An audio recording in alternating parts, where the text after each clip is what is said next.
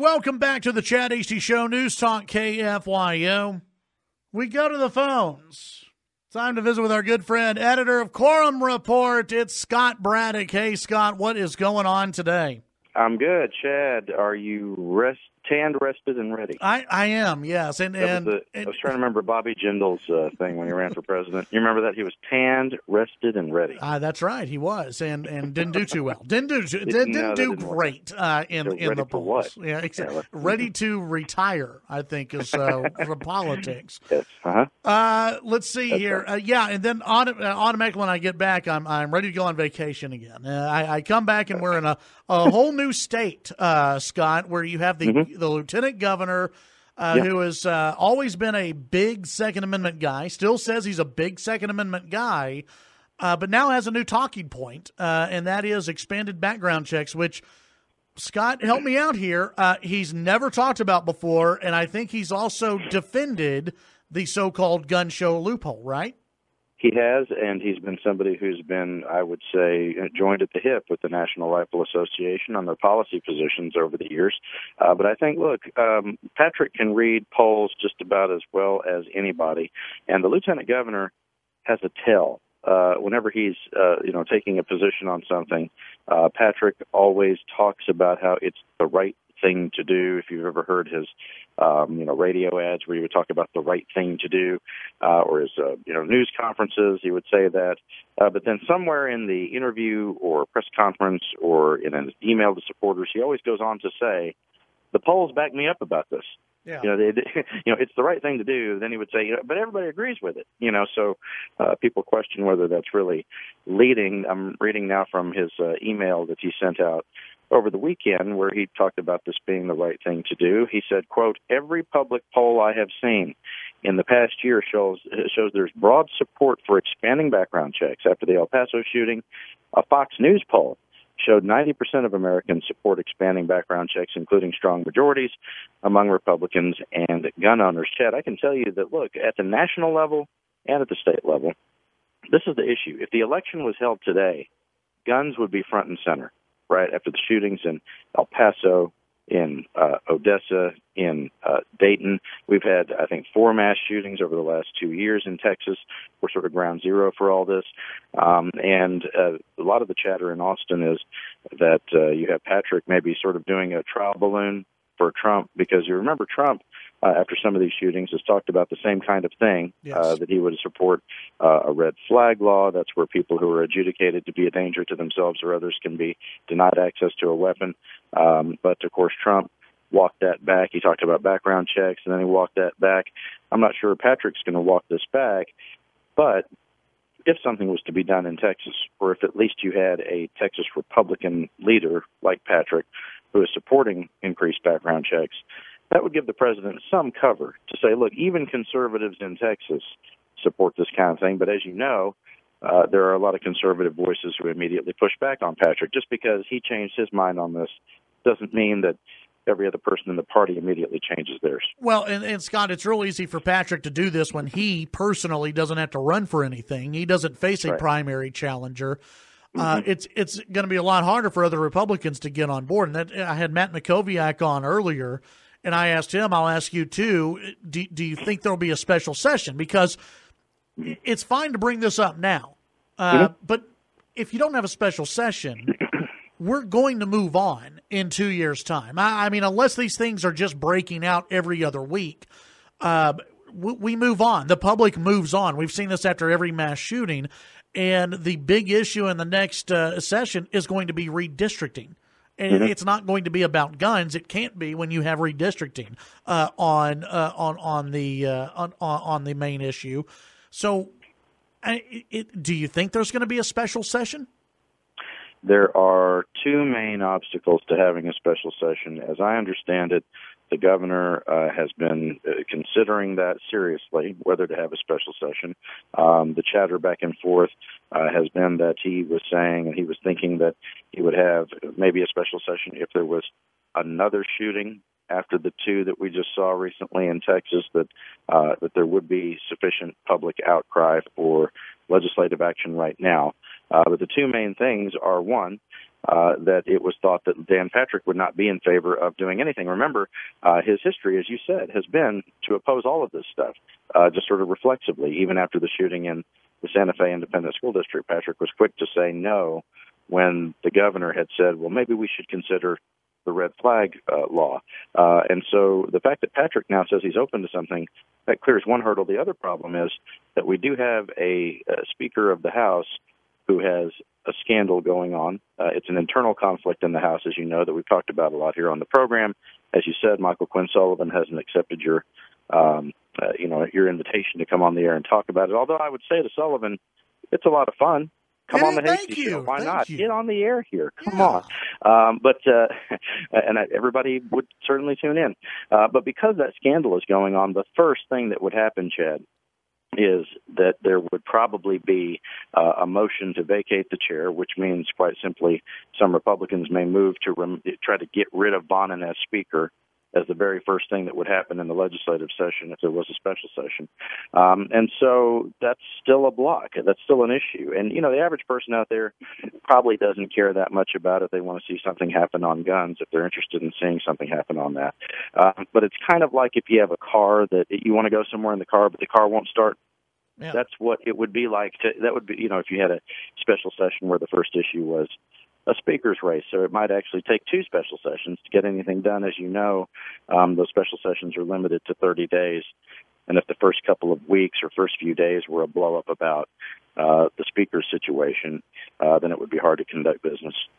And if I'm just thinking out loud here, Scott, but if they were to bring up expanded background checks, why not bring up red flag laws? I mean, I don't know if there's a hierarchy of don't go there among the NRA, but I would think expanded background checks probably ranks higher than the red flag laws. So if you're going to do background checks, wouldn't you also do red flag laws? I mean, I don't see how you can be for one and not the other if you're the lieutenant governor.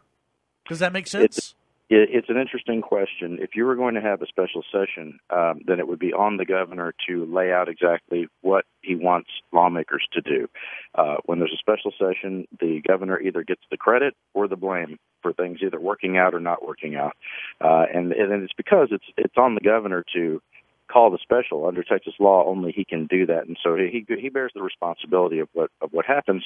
The way it works legally is the governor says what the topic is or the topics are that they can address in the special session, but then lawmakers can file whatever bills they would like. If he says we're going to address quote-unquote gun control, you might see bills filed on all those things that you were talking about, and then lawmakers would debate those things. And then it's sort of on the governor again to be the enforcer and say, look, here are the things that I would sign, here are the things that I would absolutely not sign.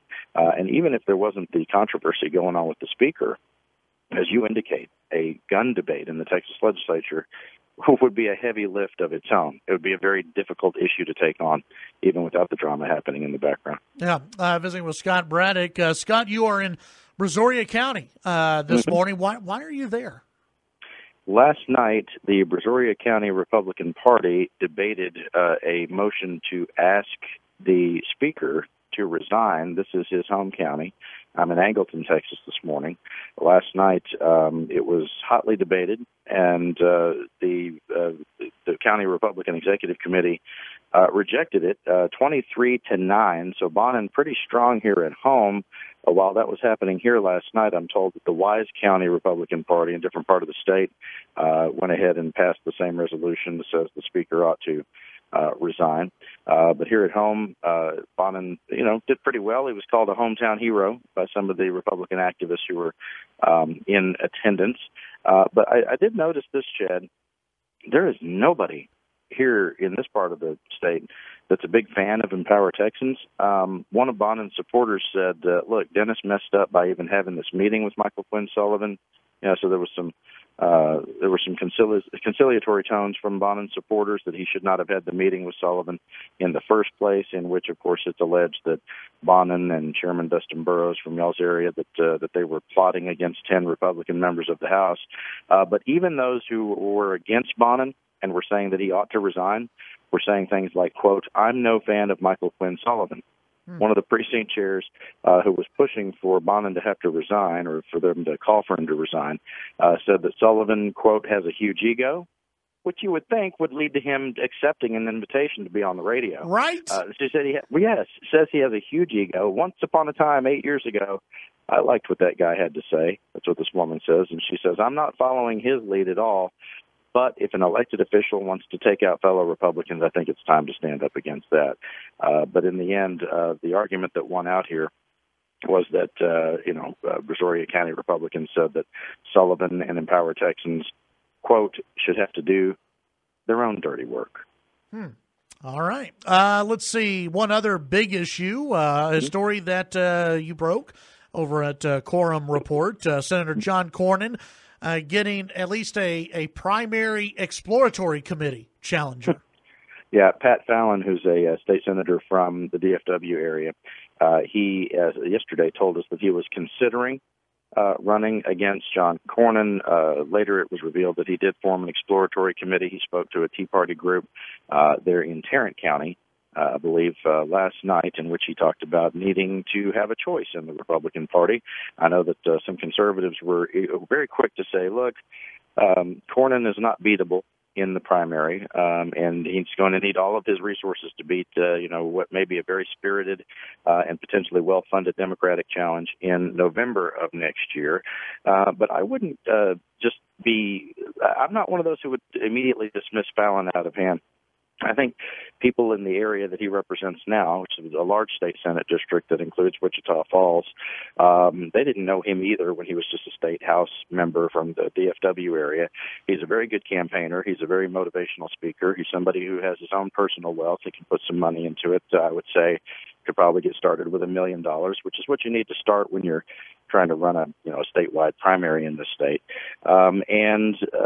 Look, go back to when Ted Cruz came in. Nobody knew who he was either, right? Yeah. He went from the office of Solicitor General, which nobody even knows what that office is, right? They're the ones who argue, make appellate arguments for the Attorney General of Texas. He's somebody who had, Tea Party support as well. And as you have pointed out many times here, Chad, it's usually those who are on the right who are objecting to John Cornyn, even when he comes on the radio, whether it's with you, in Lubbock, or with some hosts maybe out of DFW where Pat Fallon is from. But I did see our friend Mark Davis in Dallas, conservative host there, say that Pat needs to, quote, put down the crack pipe, that this is not a good idea. I think those who may have circled the wagons for Dewhurst years ago and then saw him lose to Cruz, they're probably maybe laughing now because Dan Patrick, who ended up being sort of more Team Cruz, is now sort of the establishment. Patrick yesterday was said to have called Fallon and told him, don't do this. I support John Cornyn. And, of course, he reminded him that Cornyn also has the President Trump's endorsement as well. Yeah, and that's when, again, and I like that you brought up that Cruz started off at nothing. I mean, he was polling at 0.5%. And then he started gaining. He came on this show. He went on other talk radio, and he gained. Well, he was running up against Dewhurst, and so it's a little bit of a different race. But when you put the endorsement of Cruz, the endorsement of the President of the United States, when you put the endorsement of Abbott and Patrick, as I told Matt Makoviak, that's pretty tough. That's a pretty tough race to run when you're running against all of those guys who have endorsed Cornyn. Yeah, it's an interesting dynamic and a little different. But as you know, in the Republican Party and the Democratic Party as well, by the way, we're seeing this play out nationally. Voters do want a choice. They want to be able to weigh in on who their nominee is. And there may simply be some dissatisfaction with what some people consider to be the establishment. I'll be interested to see what big money folks line up behind Fallon, if at all, if he really does end up doing this, because that will end up making a difference, or at least part of the difference, because, with Cruz, there were some folks who were big money types who eventually made their way, to supporting him And, when it comes to these races, the fundamentals of politics are still there. You got to have a good candidate, you got to have a good message, and you got to have money. Is that something, the big money? Is that something where if you're the lieutenant governor, if you're the governor, if you are Cruz, if you're in those camps, you're calling those big money people and saying, don't do this? Absolutely. The first thing you want to try to do is cut off the resources to whoever the challenger would be. If they can self-fund, which Fallon is thought to be able to do, that he can, at least get himself going with maybe as much as, $1 million. By the way, since it's a federal race, I should point out whatever money he has in his state account can't be transferred over to a federal account, so he would have to start from scratch. But look, he made his announcement at one of the larger Tea Party groups in the state, what used to be the Northeast Tarrant Tea Party. I think they've rebranded themselves. They've got a new name, but it's the same folks. If he's got that kind of energy behind him, those folks also do have access to some big donors, and we know some of their names, right? The Wilkes brothers from Cisco, Texas, and also Tim Dunn, who runs Empower Texans, whose spokesman is invited on this show anytime. Yes. So, and could maybe answer some of these questions. Yes. So I'm not sure if it's those folks who are going to be lining up behind Fallon, but as you can tell at the state House level and potentially at the U.S. Senate level, there is an appetite among those types to have a spirited primary in a year in which, you're going to hear from party leadership that they want, a unified Republican Party heading into, a time in which Democrats may be even more ascendant than they were in 2018. Scott, before I let you go, I just want to ask if you've noticed this on social media. Have you noticed a certain conservative group that won't come on the show? Have you noticed that they've been a little bit annoyed with the lieutenant governor? They have, and their supporters have been a little annoyed with the lieutenant governor, and I think that this gun issue it gives them an opportunity to jump in and put, to use it as a wedge issue. They said that they were sort of annoyed with the lieutenant governor and the governor as well, making noise while you were on vacation. Some of these folks are making noise about the idea that Patrick and Abbott were getting ready to throw gun owners under the bus. And, of course, few things get Republican primary voters as fired up as any threat to their anything they perceive as a threat to their Second Amendment rights. So it may end up being a pretty good tool for them to use to try to whip people up. Yeah. Scott, tell folks what they can find at quorumreport.com. We're covering all the drama for you. With this speaker situation, who knows what may unfold in the days ahead, but also the redistricting committee getting underway in the House later this afternoon, and we'll talk more about that on the show going forward. But, of course, that's the long game here for trying to keep Republicans in charge, or, whether the Democrats get a shot at trying to shape that, if they're able to be successful in the next elections. We've got it all for you at quorumreport.com. We've got all the news about your state government there, and we will only send you real news to your email, not fake news, if you sign up for the email alerts there at quorumreport.com. Thanks, Scott. Appreciate it. Thanks, Chad.